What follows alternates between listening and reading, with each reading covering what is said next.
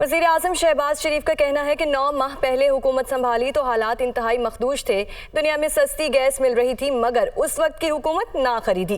तारीख के बदतरीन सैलाब से निमटना बड़ा चैलेंज था। मुतासरीन की बहाली के लिए कई 100 अरब डॉलर दरकार हैं। वो सोहबतपुर में मकामी अमायदीन से खिताब कर रहे थे।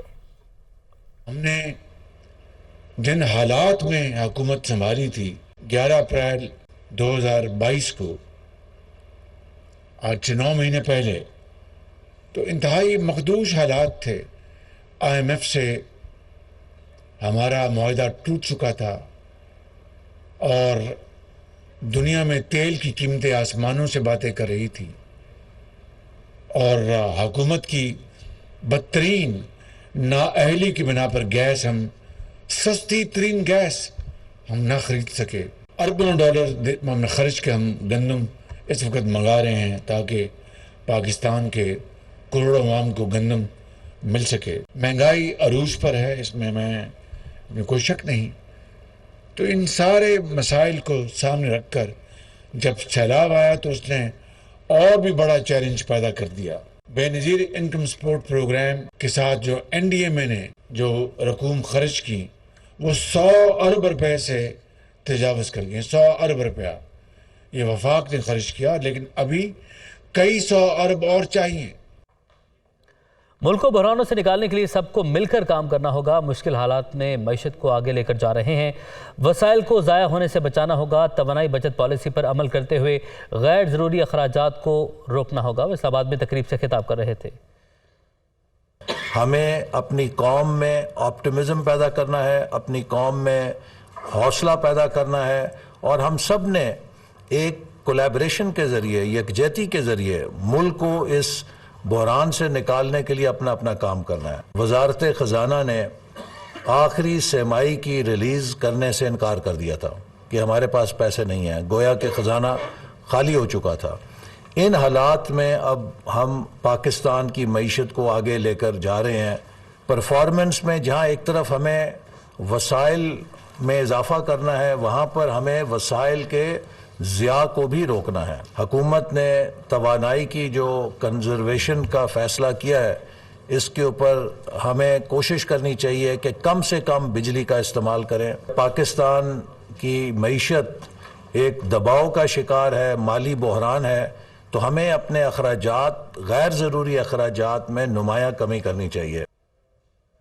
नाकिस कारकर्दगी पर इमरान खान PTI लाहौर की क़यादत से नाराज़। ज़मान पार्क में होने वाले इजलास में तंजीमी क़यादत की सरजनिश की गई। इमरान खान तंजीमी रहनुमाओं से नाकिस डोर टू डोर मुहिम चलाने पर भी बरहम हुए।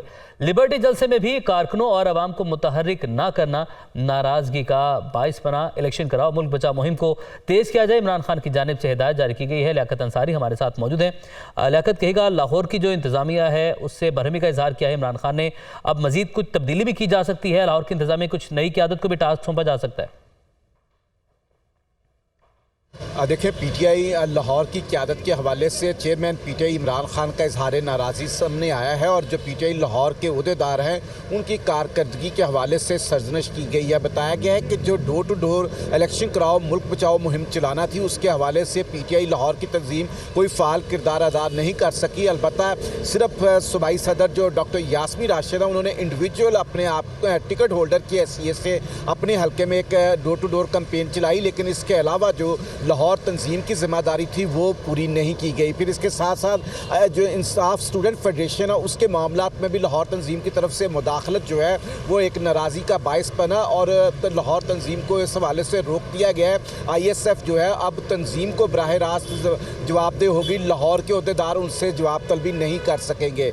लिबर्टी में जो जलसा था उसमें भी PTI के कारकुनों और आवाम को हद तक मुतहर्रिक करने में नाकामी भी जो है वो इमरान खान की एक नाराज़गी का बायस बनी है और इमरान खान ने अब तंबीह की है कि डोर टू डोर कैंपेन करते हुए PTI लाहौर जो है वो इलेक्शन कराओ मुल्क बचाओ मुहिम जो है उसका तशहीरी मटीरियल और इमरान खान का पैगाम घर घर तक पहुँचाया जाए और PDM की जो आवाम दुश्मन पॉलिसियाँ हैं और PDM की जो नाकिस गवर्नेंस है उनके मामलात को उजागर किया जाए। जी ठीक है, आपने अपडेट किया, आपका बहुत शुक्रिया। चेयरमैन तहरीक इंसाफ इमरान खान ने पार्टी ओहदे से हटाने के लिए इलेक्शन कमीशन की कार्रवाई को लाहौर हाई कोर्ट में चैलेंज कर दिया है। लाहौर हाई कोर्ट में दायर दरख्वास्त में इलेक्शन कमीशन को फरीक बनाया गया है। दरख्वास्त में मौक़िफ़ इख्तियार किया गया है कि इलेक्शन कमीशन अपने इख्तियार से तजावुज़ करके पार्टी ओहदे से हटाने की कार्रवाई कर रहा है। इलेक्शन कमीशन ने PTI चेयरमैन को ओहदे से हटाने के लिए गैर कानूनी तौर पर नोटिस जारी किया। दरख्वास्त गुजार ने मौक़िफ़ अपनाया कि इलेक्शन कमीशन ने 7 दिसंबर 2022 को खिलाफ कानून कार्रवाई का आगाज़ किया। चेयरमैन तहरीक इंसाफ ने इलेक्शन कमीशन के रूबरू अपने मुकम्मल असासे जाहिर कर रखे हैं।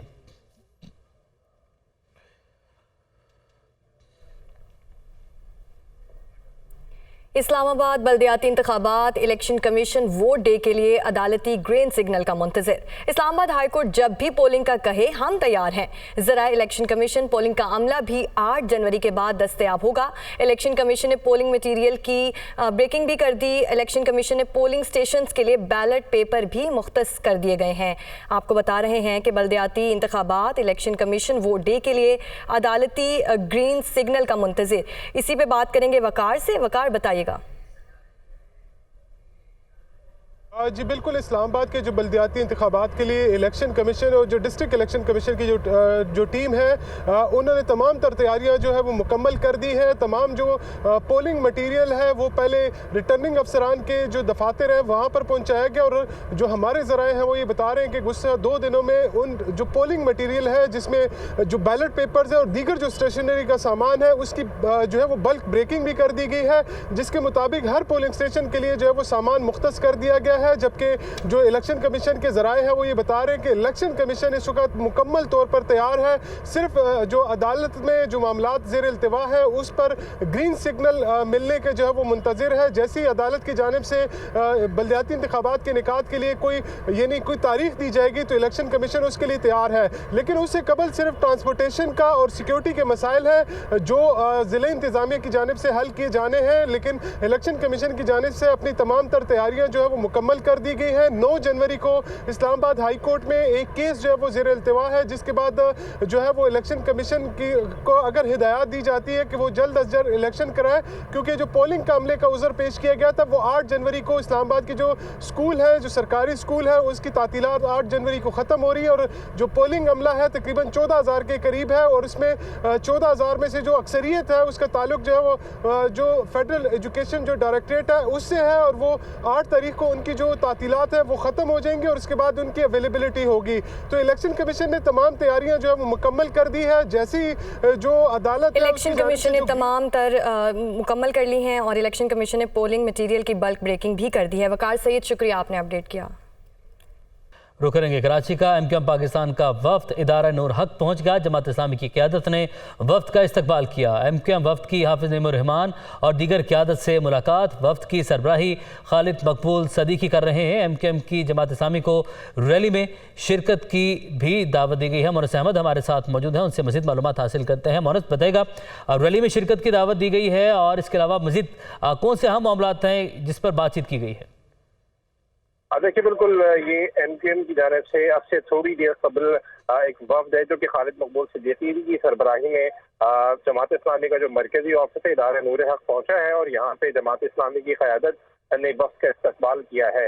इस वक्त MQM के वफ्द की हाफिज नईम और रहमान और जमात इस्लामी के अहम रहनुमाओं से मुलाकात जारी है और इस मुलाकात में MQM की जानिब से जमात इस्लामी को सबसे पहले रैली की शिरकत की दावत दी गई है।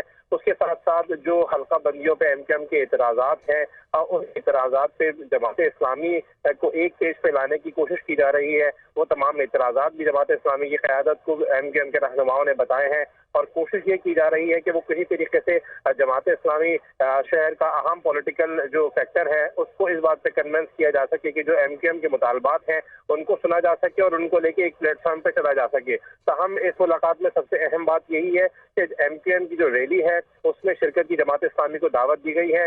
तमाम रहनुमाओं की मुलाकात जारी है। तकरीबन 15 मिनट गुजर चुके हैं। कुछ देर बाद जो रहनुमा हैं वो बाहर आएंगे और मीडिया टॉक करेंगे, तमाम तफसीलात से आगाह भी करेंगे। ठीक है, आपने अपडेट किया मोनस, आपका शुक्रिया। कराची में बल्दियाती कवानीन का मामला पीपल्स पार्टी और एमक्यूएम के दरमियान डेडलॉक बरकरार है। एमक्यूएम ने मस्बत जवाब न मिलने पर इंतखाबी मुहिम तेज करने का फैसला किया है।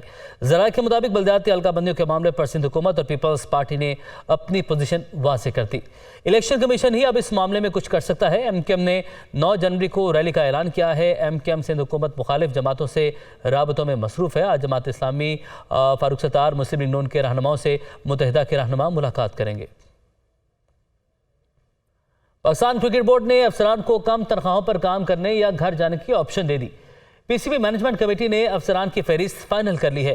पीसीबी में बड़े पैमाने पर विकटें गिराने की तैयारियां कर ली गई हैं। पीसीबी मैनेजमेंट कमेटी के तैयार करदा फहरिस्त में chief executive Faisal Hasnain, CFO Javed Murtaza, director domestic Nadeem Khan, director international Zakir Khan, head coach Saqlain Mushtaq और हाई परफॉर्मेंस सेंटर के सरबराह मुश्ताक अहमद भी शामिल हैं।